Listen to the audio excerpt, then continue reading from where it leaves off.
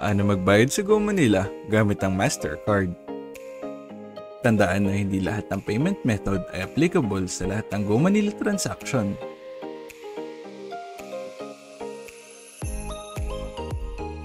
Mag-login sa Go Manila at pumunta sa Transaction History. Pindutin ang View Details.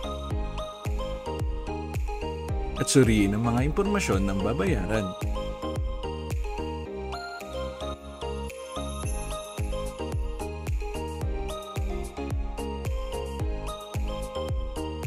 Pindutin ang Pay Now. At yes, para makapili ng payment option. Pindutin ang credit card para sa payment method. Maingat na fill-outan ang mga hinihinging impormasyon.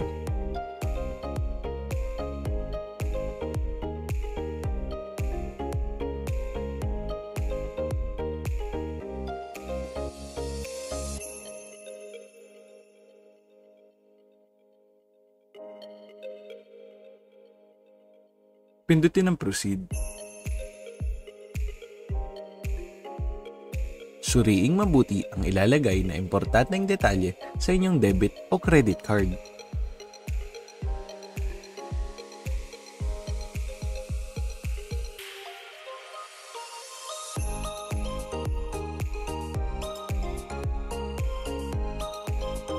Pindutin ang Complete Order button upang ma-process ang payment. Makatatanggap ng SMS payment confirmation sa Go Manila account kapag nakatanggap na ang bayad. Para sa iba pang katanungan, maaaring makipag-ugnayan sa mga sumusunod. Go Cashless, Go Manila!